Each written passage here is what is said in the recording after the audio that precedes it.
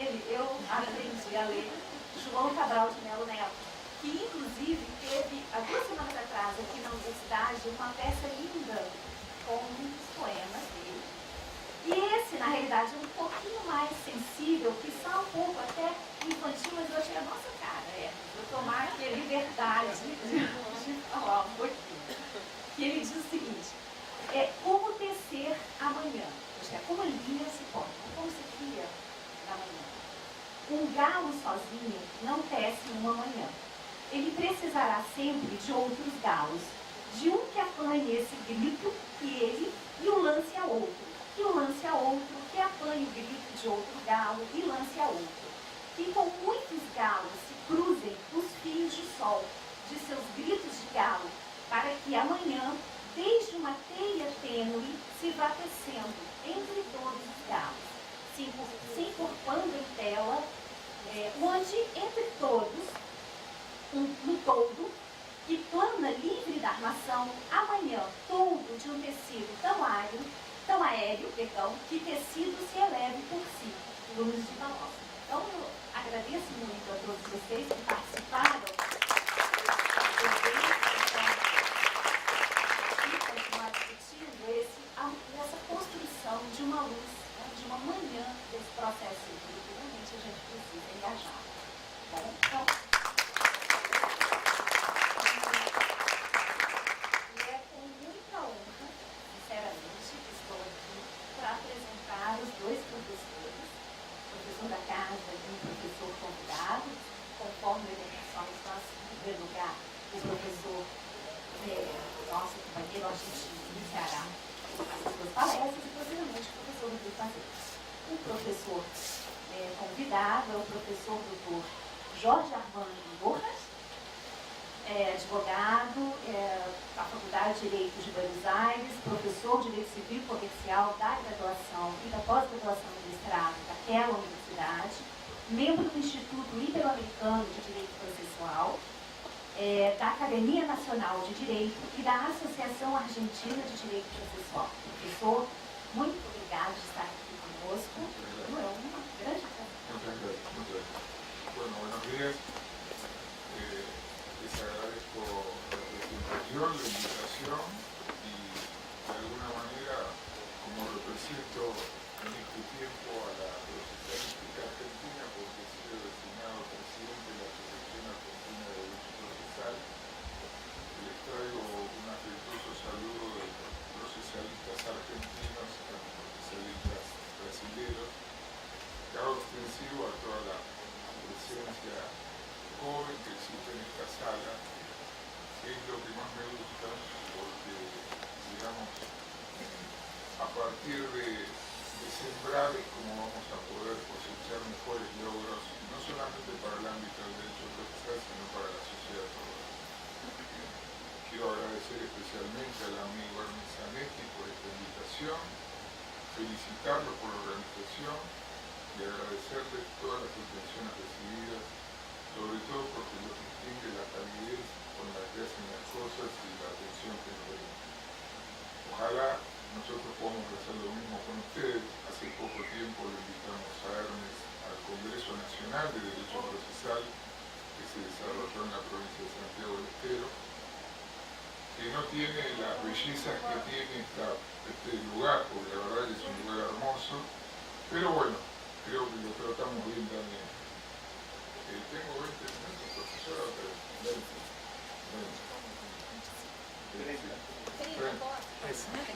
Bueno, se hace difícil después de las brillantes exposiciones que escuchamos recién, tocar un tema un poco más doméstico, más terrenal, digamos, porque los otros temas están cargados de un fuerte contenido político, y en buena hora que así lo sean, porque así abrimos un poco la discusión y advertimos la importancia que tiene el derecho procesal desde el punto de vista social, por la trascendencia que implica nuestra materia y las implicancias que tiene en distintos ámbitos sociales. Mis colegas que me precedieron tocaron un tema de mucha trascendencia y mucha actualidad, como son los litigios estructurales, la importancia del proceso colectivo, que nosotros en Argentina no lo tenemos regulado. Y recién al final Pancho Berbic decía algo que es muy importante, que es la resolución que adoptó la Corte, la decisión de la Corte en el tema Mendoza, que a Hermes le interesa trabajar en su cátedra, ¿no?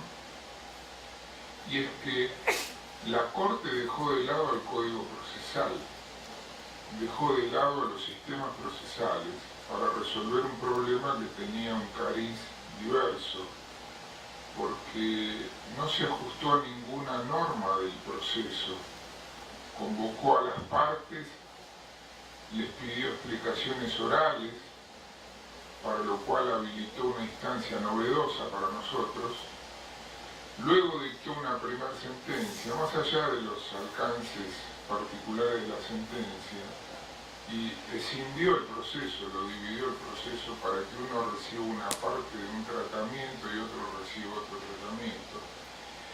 Y esto me hace pensar de que nos estamos quedando chicos con el derecho procesal en cuanto a los sistemas que tenemos para tratar la nueva problemática que se nos está presentando en el siglo XXI.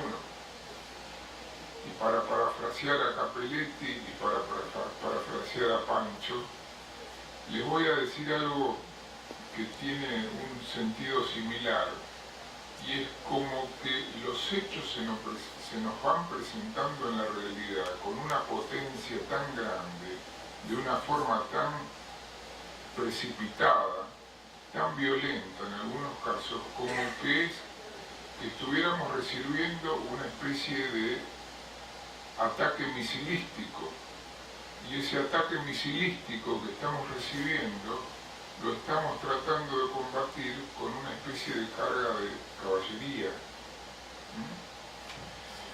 Así termina un libro que yo escribí sobre sistemas cautelares.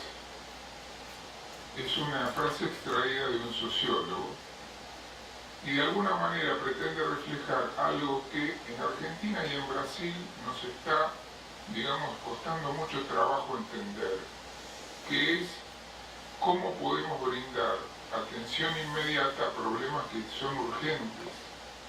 Y esta atención inmediata para estos problemas urgentes, muy bien no sabemos cómo brindarla. Y entonces en el Brasil se suscitó una situación muy particular a partir del Plan Collor en los años 90.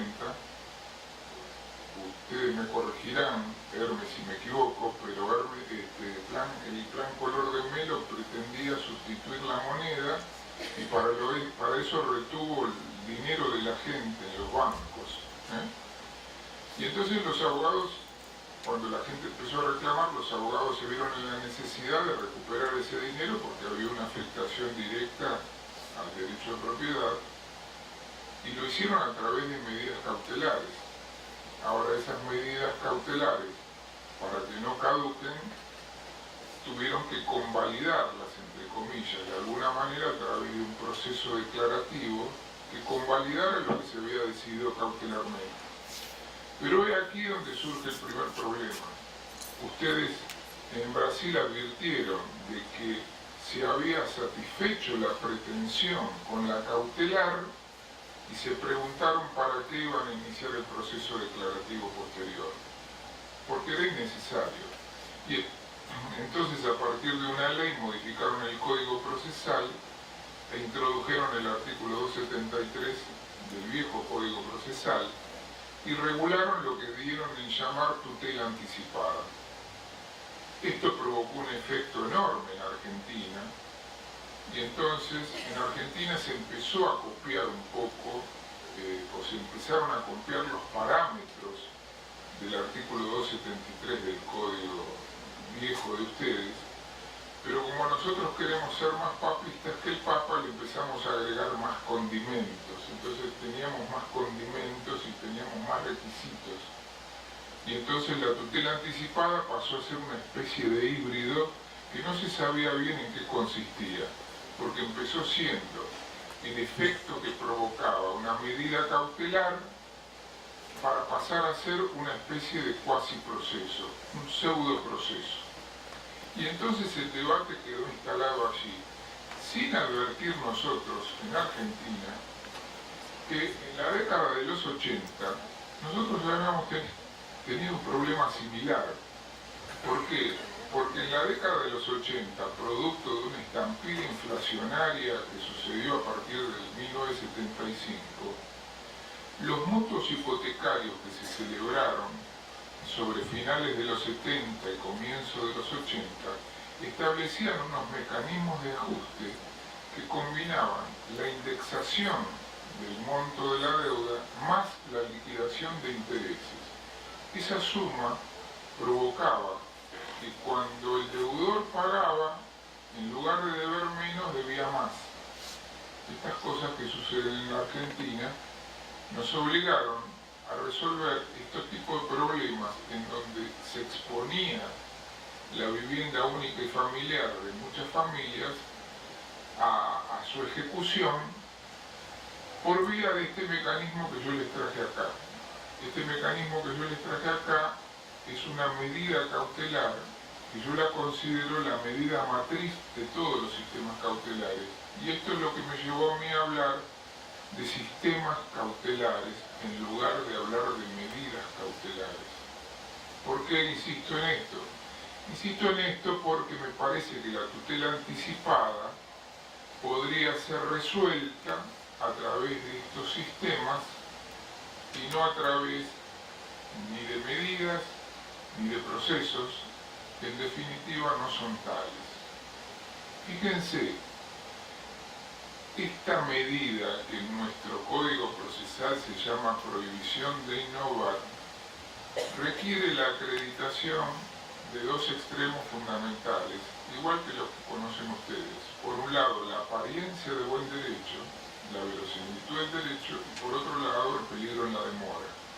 Sin embargo, el segundo inciso de la norma, ustedes verán que señala que el peligro puede provenir de que se mantenga o de que se altere una determinada situación de hecho o de derecho, y el mantenimiento, la alteración, pudiera tener influencia directa en la sentencia, transformándola en ineficaz, haciendo inútil su ejecución. Y entonces esto nos remonta a comienzos del siglo pasado. Fíjense lo que les estoy diciendo, esto no es de ahora. Calamandrei en 1936 distinguía la necesidad de advertir de que cuando se pretendía cautelar, esto es, asegurar, resguardar, esto debía interpretarse de dos maneras. Cautelar significaba resguardar manteniendo o alterando una determinada situación de hecho. Esto es, él lo presentaba como conservar o innovar. Y esto de conservar o innovar había sido ya previsto en el viejo derecho romano con una vieja frase que decía lite pendente nil innovetur. Mientras la litis esté pendiente, nada debe ser alterado. Y entonces lo que tenemos que advertir es que la alteración del objeto del litigio puede provenir por hacer o por no hacer.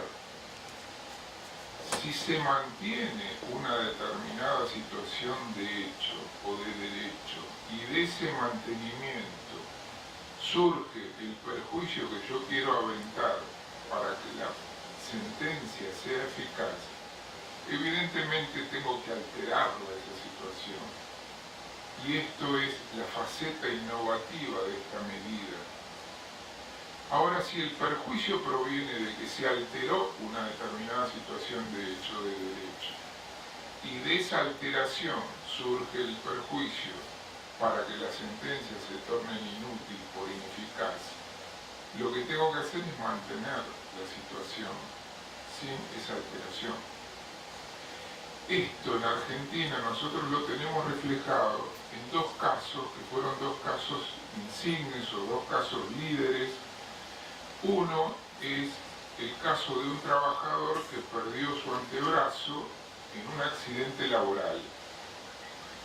Con motivo de esa pérdida del antebrazo en un accidente laboral, la Corte Suprema de nuestro país le dio una especie, digamos, de carta de ciudadanía a esta tutela anticipada y mandó a través de esta medida prevista en el artículo 230 del Código Procesal a que se le proporcione una prótesis, porque el transcurso del tiempo, no solamente por el desarrollo del proceso, sino por el estado de salud del trabajador, podía transformar en inútil la colocación de la prótesis por perder el brazo, las condiciones anatómicas para recibir el injerto. Esto significó innovar en una determinada situación de hecho de derecho, de modo tal de que la sentencia pudiera ser útilmente ejecutada. En otro caso totalmente diverso, un grupo económico reclamó al Estado Nacional por, ustedes tal vez se hayan enterado, la ley de medios. La ley de medios que había dictado el gobierno anterior al actual significaba que este grupo, digamos, económico muy importante, muy poderoso, periodístico, viera afectado derechos que consideraba que había adquirido legítimamente. Entonces, se tenía que someter a la ley de medios. El sometimiento a la ley de medios, en el plazo que la ley había establecido, lo inhibía a ese grupo económico de acceder a la jurisdicción para debatir la constitucionalidad de esas medidas que se habían adoptado, que consideraba a su respecto que eran inconstitucionales. Y entonces el caso también llegó a la Corte y la Corte dispuso que no se aplicara la ley de medios con respecto a ese grupo económico, dictando una medida sobre la base de este artículo, señalando que no había que innovar, era la faceta de no innovar de esta medida, porque la alteración que se había producido iba en detrimento de un grupo económico. En mi país existen en algunas provincias regulaciones sobre la base del artículo 273 viejo del código de ustedes, que han llegado al paroxismo tal de incluir tantos requisitos para la tutela anticipada que, por ejemplo, en la provincia de San Juan hay 12 requisitos para que proceda la tutela anticipada. Y recientemente en un código que se sancionó en la provincia del Chaco hay 14 requisitos. Es decir, ponemos más requisitos y nos preguntamos si es para que se conceda o para que no se conceda la tutela anticipada. Espero ser claro con esto y que ustedes me entiendan. Fíjense, esta es la doctrina de la Corte Suprema de Justicia de la Nación. Y ustedes van a ver que la Corte dice que se requiere para una tutela anticipada que viene propuesta a través de una medida innovativa, como la que antes les mostré, verosimilitud del derecho y peligro en la demora. Y a los jueces se les pide que tengan mayor prudencia cuando la conceden, por la sencilla razón de que está provocando un anticipo de la jurisdicción, favorable al resultado final del pleito. Y entonces lo que se les pide a los jueces es que sean prudentes en cuanto a esos requisitos que establece para la medida sean lo suficientemente calificados como para, si la concede la medida, se tenga en resguardo el derecho de defensa en juicio de la otra parte. Fíjense que este es otro caso y en donde se menciona específicamente en los artículos 1 y 2 del artículo 230. Se trataba de dos empresas comerciales que pedían una tutela anticipada porque consideraban inconstitucional algunos artículos de una ley de la provincia de Misiones. Con lo cual, agregarle requisitos a la tutela anticipada, como alguna línea de la doctrina en mi país solicita, y esto se vio reflejado, por ejemplo, en algunos códigos provinciales, significa obturar su fluido funcionamiento, lesionar su operatividad. Palacio, en una frase muy gráfica, cuando se señalaba que la tutela anticipada debía ser concedida cuando existía un periculum in damni, esto es, un daño irreparable, señaló algo así como que agregarle ese requisito significa como ponerle una cuarta rueda a un triciclo. Esto es, hacer antifuncional aquello que es funcional.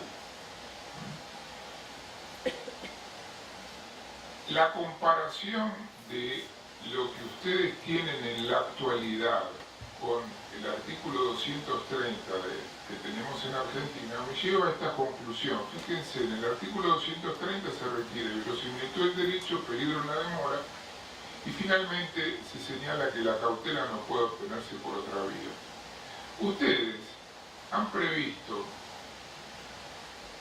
en los primeros dos incisos, esto está tomado del artículo 300 del Código de ustedes, algo así como la verosimilitud del derecho y peligro en la demora, pero hablan de probabilidad del derecho. Si bien es otra categoría, lo podemos asimilar a verosimilitud, porque en la terminología de Tarufo pueden ser términos que pueden ser asimilables.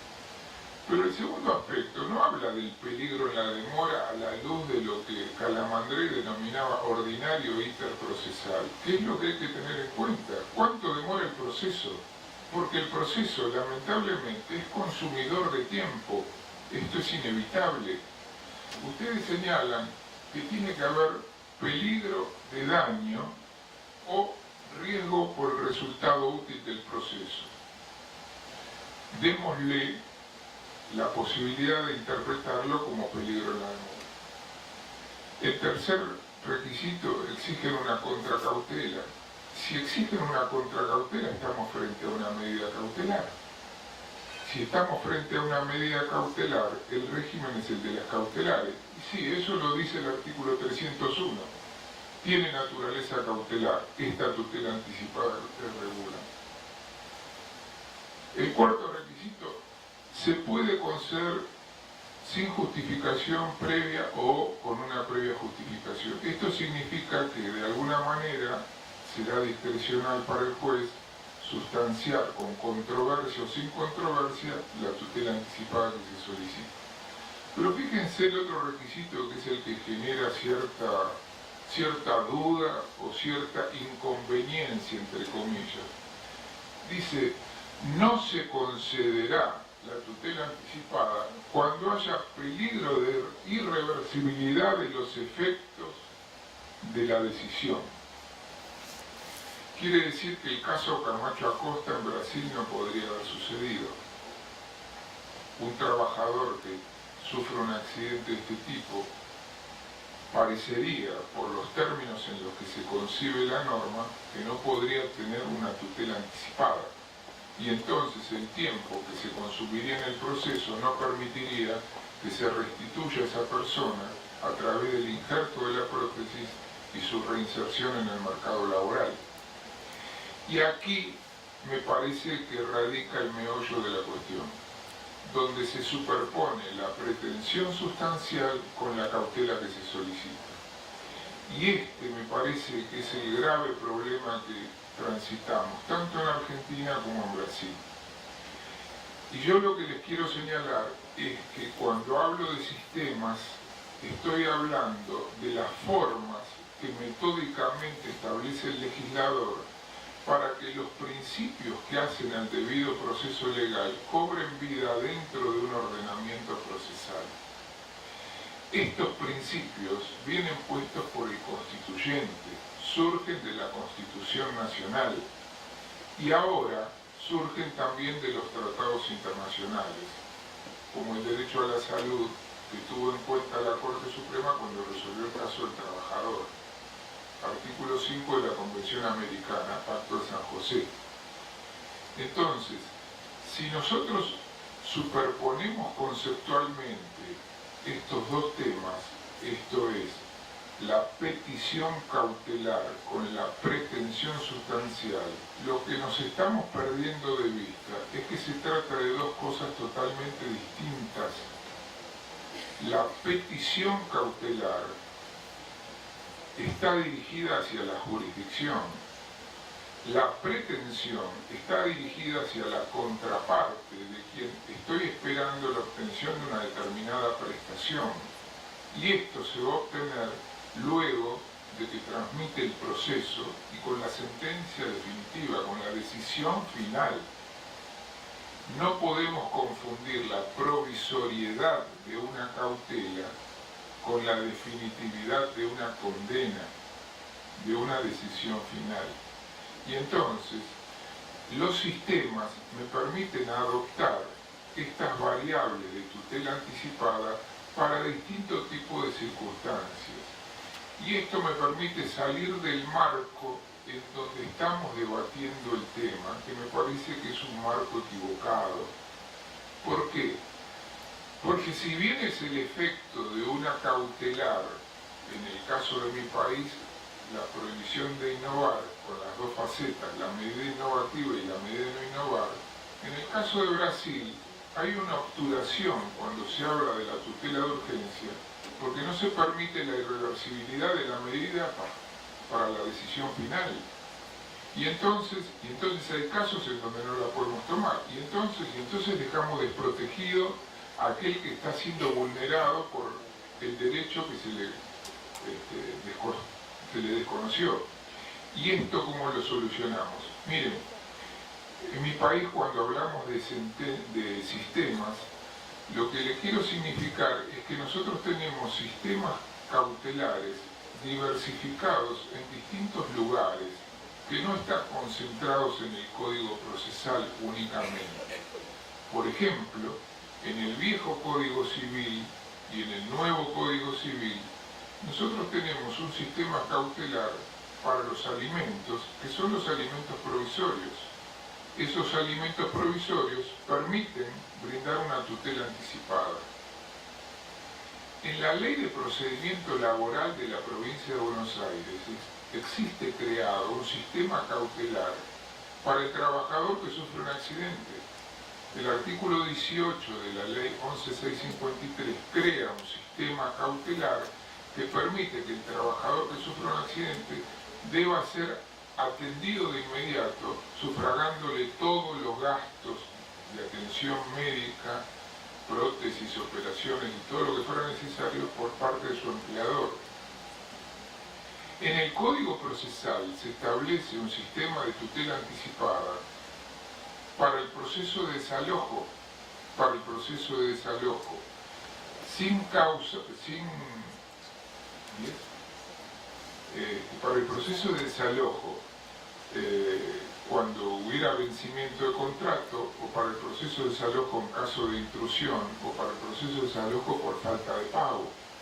Y entonces, ¿con esto qué queremos significar? Con esto lo que queremos significar es que si nosotros le damos las formas metódicas adecuadas para la tutela en los casos en los que consideremos necesaria, podemos conseguir distintos sistemas cautelares en distintas órbitas sin tener que caer en un sistema genérico que puede o no ser adaptable a las circunstancias del caso en concreto. En mi país se está discutiendo si se regula la tutela anticipada al modo que ustedes la tenían regulada en el artículo 273 del Código Viejo. Y me parece que resulta inconveniente por todos los requisitos que se establecen, que hacen más que la tutela no sea concedida a que la tutela sea concedida. Por lo tanto, lo que yo les propongo, si es que ustedes están de acuerdo, es que tal vez en forma conjunta podamos trabajar en concebir los sistemas cautelares de un modo diverso al que se lo está mirando en este momento.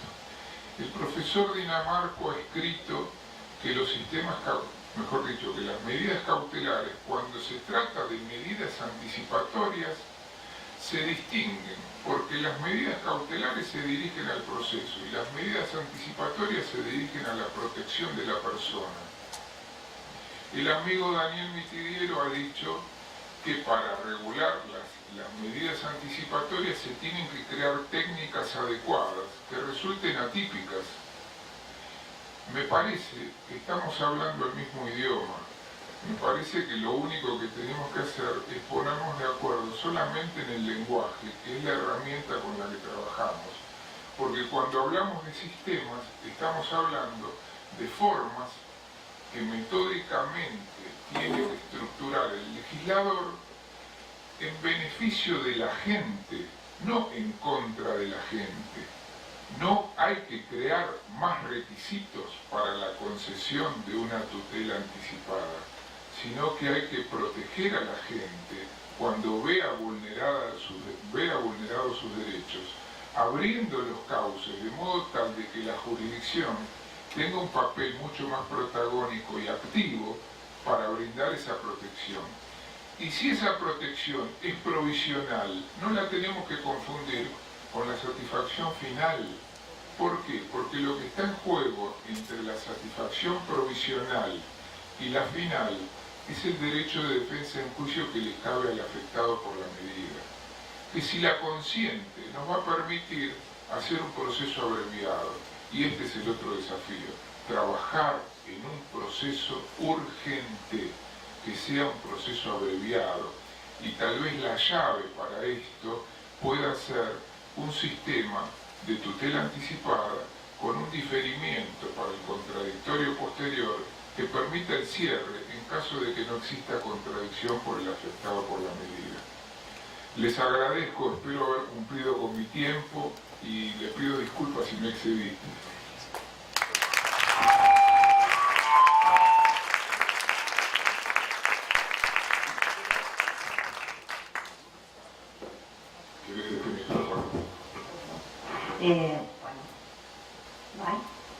Bueno, profesor, muchísimas gracias.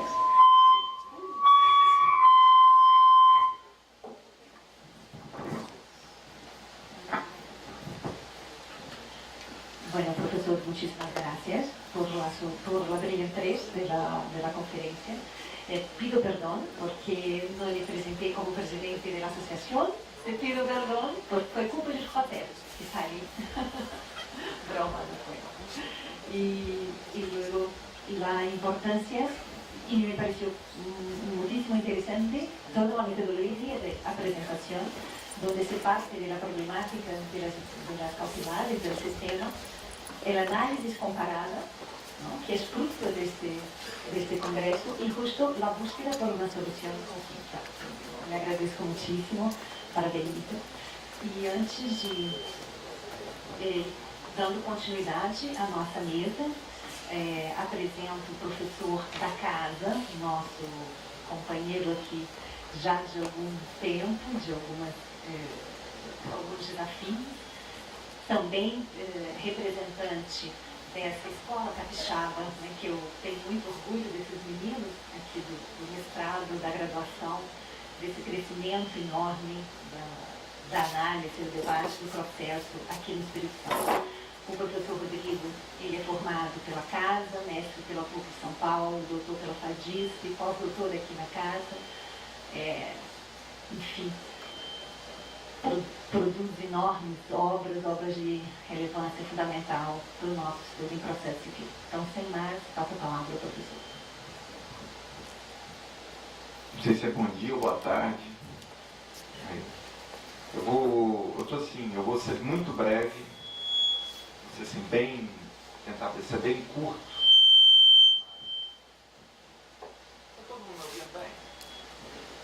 Não? Aí no fundo consegue ouvir, não?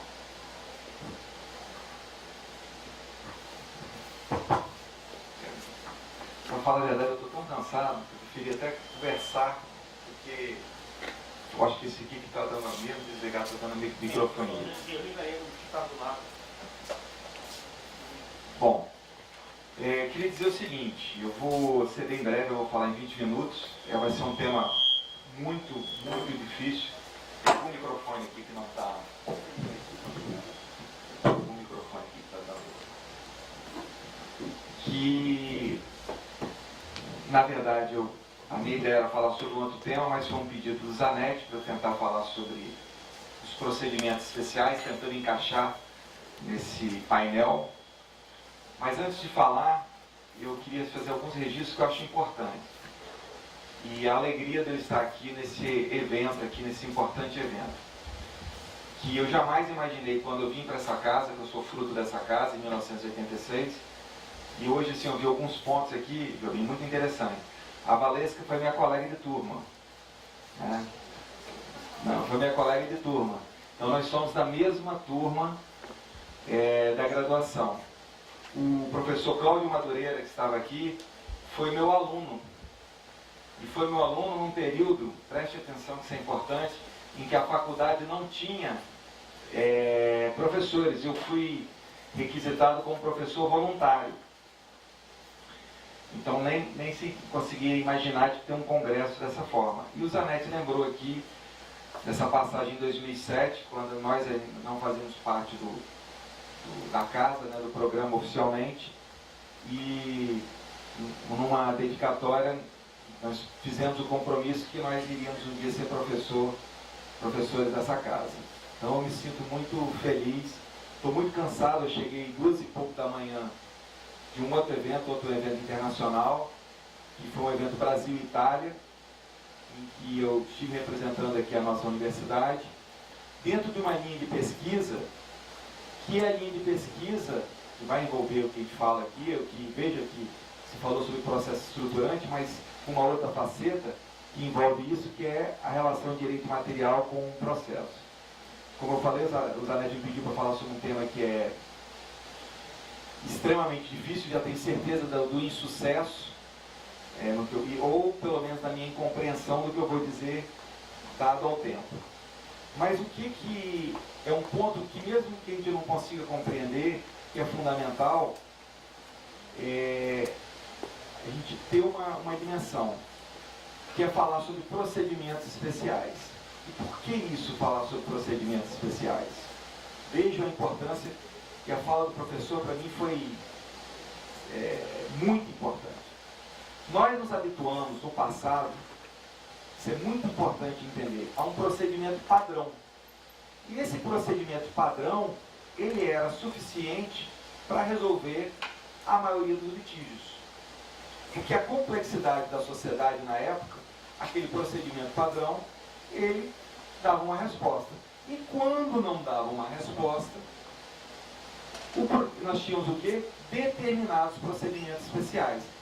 Vejam que esses procedimentos especiais também tinham uma dimensão, uma formação a partir da complexidade da sociedade da época. Isso é muito interessante. A gente não pode tirar essa visão. Vejam agora, e eu já pulo para a nossa realidade do Código de 2015, prestem atenção nisso, que isso é paradigmático, chega a ser paradoxal. Em que eu tenho um procedimento padrão de alta flexibilidade, de altíssima flexibilidade, que já é uma dimensão, já é um reconhecimento de que os nossos problemas não são mais problemas com uma complexidade simples. Ou seja, eu tenho um grande nível de problema, uma grande quantidade de problemas, e os problemas, eles podem ter o que? Uma variação de complexidade. E vejam que isso é interessante, porque se no passado, esse ponto é fundamental, se no passado os procedimentos especiais, eles tinham uma certa flexibilidade, fugindo do padrão, prestem atenção nisso que eu vou dizer. É uma constatação difícil, mas a gente tem que reconhecer. Os procedimentos especiais hoje, eles passam a ter a rigidez do passado. Hoje o procedimento especial, ele é muito mais rígido, e o procedimento padrão, ele é o quê? Mais flexível. E eu faço aqui uma passagem interessante, professor, que no começo do século XX, uma contenda envolvendo professores de uma determinada universidade paulista, que eles pleiteavam se manter na cátedra. Eles pleiteavam se manter na cátedra. Só que o procedimento padrão não resolvia aquele problema. Eles não tinham como resolver aquele problema. E um brilhante advogado brasileiro, Rui Barbosa, ele se fez valer de um procedimento, entre aspas, especial da ação possessória, porque a ação possessória, ela possuía a tutela antecipada, ou melhor, como agora desnudado no nosso Código de Processo Civil, a tutela provisória. Então o que ele fez? Ele migrou para o procedimento especial na busca de quê? De uma flexibilidade que não existia no procedimento padrão.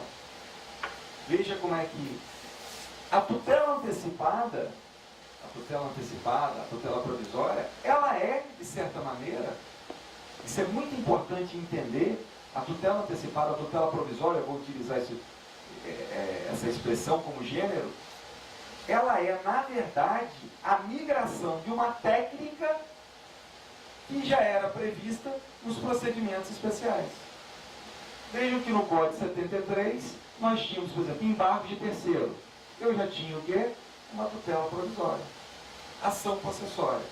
Por quê? E vejam como é que isso é interessante, até porque que se presumiam, isso é importante, Jovem, que se presumiam que nessas hipóteses eu tinha o quê? Um perículo in mora em potencial.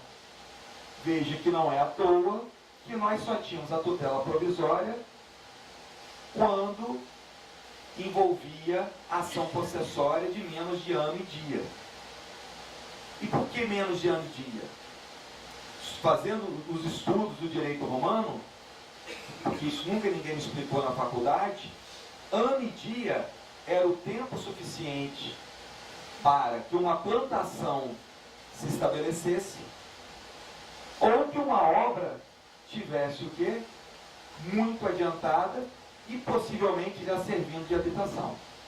Há um perículo in mora presumido.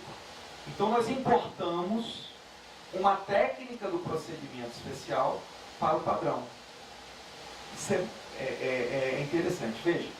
Então, se eu não entender isso agora, esse é o primeiro ponto que é capital. Hoje nós temos, então, procedimento padrão com flexibilidade. E o procedimento especial, a tendência, se for um procedimento especial verdadeiro, que eu não sei se vai dar tempo de eu falar sobre isso, existem os falsos procedimentos especiais. O procedimento especial verdadeiro, por uma questão de proteção ao direito material, que envolve aquele procedimento especial, seja na sua raiz, ele vai ter rigidez. Dou dois exemplos aqui frisantes. Ação possessória. Na ação possessória, existe, se mantém ou não se mantém a cognição limitada para o réu? O réu pode alegar outra matéria que não posse na ação possessória? Isso é uma rigidez que é criada. É uma rigidez, é uma limitação à defesa. Mas por quê? Tem uma ligação para não prejudicar aquela ação que envolve direito material, que é posse. Porque senão o que se propiciaria? Que o proprietário, numa demanda entre possuidor e proprietário, sempre a demanda, sempre a ação seria julgada o quê? Improcedente. Então eu tenho uma limitação, uma rigidez processual para a proteção daquela situação de direito material do autor da ação processual. Veja que assim também é na interdição. A interdição somente se admite a perícia judicial. Não se admite outra forma de perícia, somente a perícia judicial. Porque, dado o efeito da interdição, o juiz necessita que seja um período de absoluta confiança dele. Vejam como isso é interessante, que eu estou num ambiente de rigidez em alguns pontos em procedimentos especiais. Veja a maldade que o Zanetti está fazendo comigo. Eu tenho mais ou menos umas 300 páginas escritas sobre isso. Estou tentando reduzir para um artigo de 40. Tem 4 anos que eu ministro essa cadeira no mestrado e eu tenho que falar em 15 minutos sobre isso. É importante entender isso, e agora eu não li ainda, mas tem um texto do Fred, do Cabral e do Leonardo, que eles falam dos procedimentos, eu li só o título, dos procedimentos a técnicas.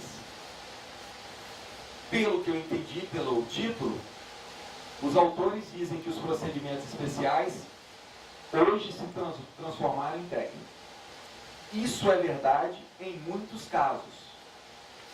Mas ainda há casos em que o direito material ele faz com que seja necessário um desenho de procedimento especial próprio. A técnica por si só não resolve. O exemplo clássico é o inventário e partilha. Como se fazer um inventário e partilha? E prestem atenção, olha que interessante isso. Com o nível de complexidade das relações familiares hoje e das relações patrimoniais, a partir de um procedimento padrão. Absolutamente inviável. Então eu não posso dizer que existam apenas técnicas especiais. Existem procedimentos especiais, e esses procedimentos especiais, os verdadeiros procedimentos especiais, que eu digo, são aqueles que são moldados por um grande apelo do direito material. Aqui, quem está acompanhando aqui o debate, já começa a imaginar, e eu vou falar isso no fim, de forma rápida, mas quero suscitar essa dúvida. Imagine essa concepção para os processos estruturantes. E aqui eu assisti a ótima exposição do professor Verbic. Veja, qual que foi um dos grandes problemas narrados? De eu não ter um procedimento capaz de atender aquela questão de direito material. E isso é um ponto importante. O que eu queria colocar para os senhores aqui, de uma forma rápida, uma classificação que eu faço, é sobre o gênero procedimentos especiais. Isso é muito importante.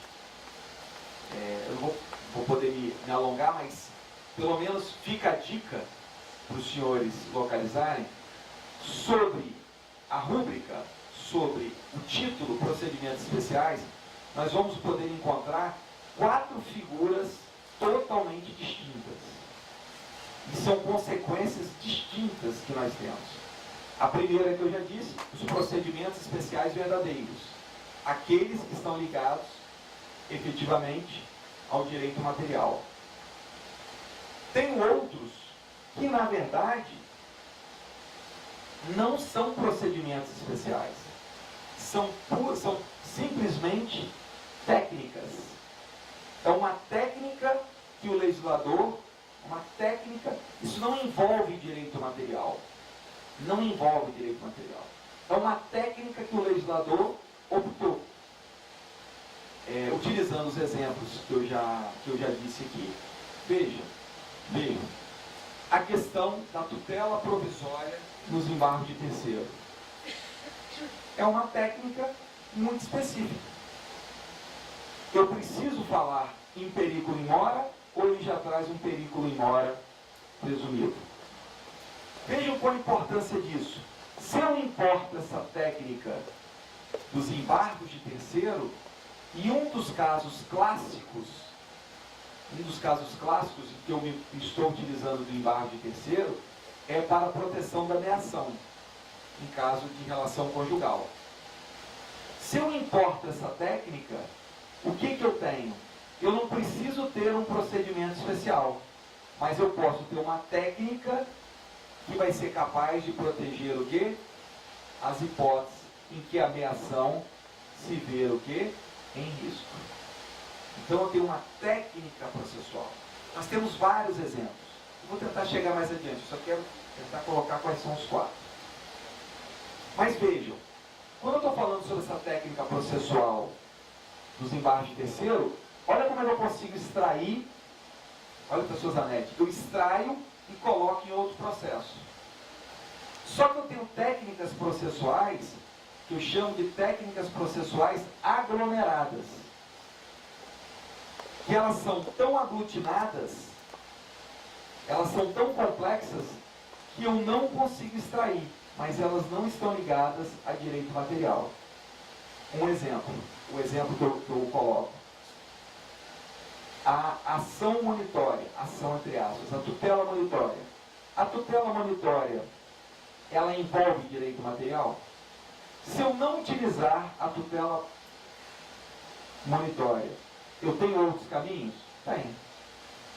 É um procedimento especial montado pelo direito material? Não. É uma tutela diferenciada.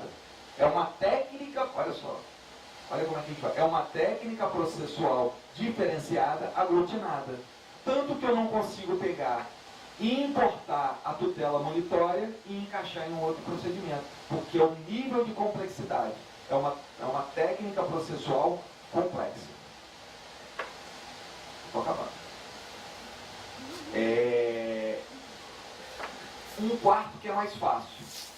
Existem determinados procedimentos especiais que, na verdade, não são procedimentos especiais, mas eles possuem fases especiais. Só fases. Logo na sequência, eles entram no quê? No procedimento padrão. E isso é interessante, que essas fases, quando elas são fases especiais, as fases ficam rígidas. E quando eu entro no procedimento padrão, eu passo a ter o quê? Flexibilidade. Qual que é o exemplo mais atual que nós temos no processo civil brasileiro? As ações de família, em que tem se discutido que a audiência inaugural ela é o quê? Obrigatória, e ela deve ser dividida em tantas vezes quanto for necessária, em que a contrafé não deve trazer as alegações do autor, enfim. Mas, ultrapassado essa fase, nós caímos aonde? Num procedimento padrão. Não é uma técnica, é uma fase. Eu fiz essa observação, porque quando a gente entende isso, e aí eu vou lá para diante, já fechando. Preste atenção, Zanetti, isso aqui é uma ideia maluca que eu venho pensando. Então, eu sempre repito isso, professor, peço desculpa, mas eu digo, diga que eu sou doido, mas não diga que eu sou incoerente. Dentro dessa ideia, o que se imaginou no saneamento compartilhado? Uma ideia. Está previsto no código, uma grande ideia, uma das grandes contribuições do professor Paulo Hoffmann, a possibilidade das partes, através de cooperação, colaboração com o juiz, organizar o processo. Mas será que o saneamento compartilhado, ele deve ter essa visão limitada, voltada ao objeto cognitivo e à prova? Ou saneamento compartilhado, considerando que nós estamos num ambiente de procedimento flexível, ele deve ser um ambiente para convocação, a fim de que possam as partes, junto com o juiz, desenhar um procedimento mais adequado. Indagam os senhores, boa parte dos procedimentos, dos processos estruturantes estaria resolvido. Ainda que, neste saneamento, não se fechasse o processo, a ideia do começo ao fim, mas a ideia de fases. O que é relevante neste momento?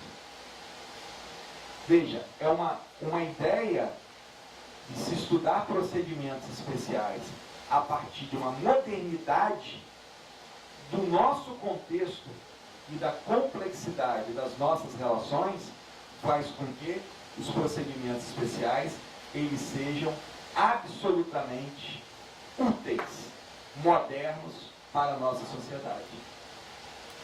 Fechando, e porque eu estou muito preocupado aqui com o tempo, está todo mundo cansado, vejam que existem algumas coisas do passado que nós vamos ter que esquecer. Não há mais sentido algum, com todo respeito, de se falar em jurisdição voluntária e jurisdição contenciosa.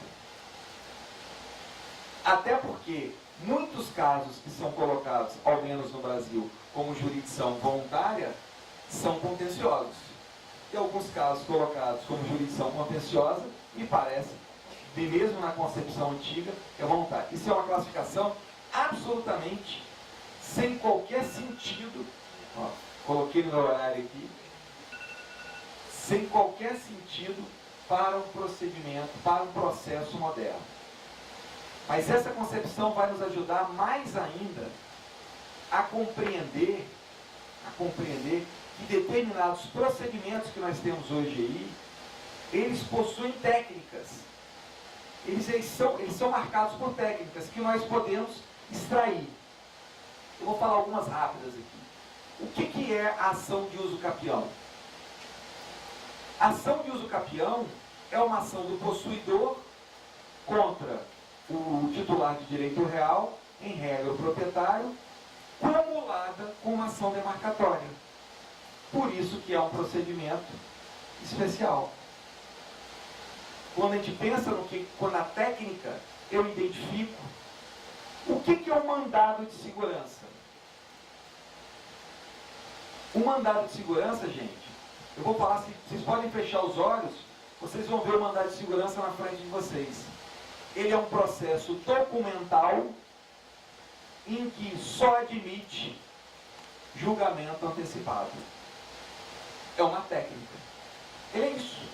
Sendo que ele pode acumular uma outra técnica, que é a exibição prévia de documentos. Enfim, meus caros, o que eu fecho aqui é que nós temos um estudo bizantino, um estudo antiquado, um estudo que tem raízes e quase que espelha ainda o direito romano quando a gente fala de procedimentos especiais. Nós temos que estudar os procedimentos especiais a partir da complexidade da nossa sociedade e a partir dessa grande base flexível que o processo hoje nos brinda e nos dá. Muito obrigado.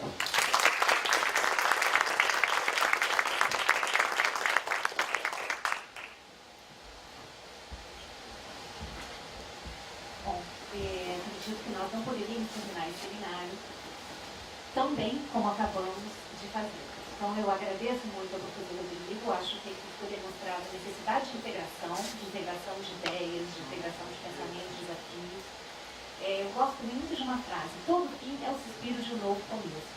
Eu assim, acredito muito que desse seminário nós tenhamos muitos começos, e recomeços, ideias, enfim. Você quer algumas palavras?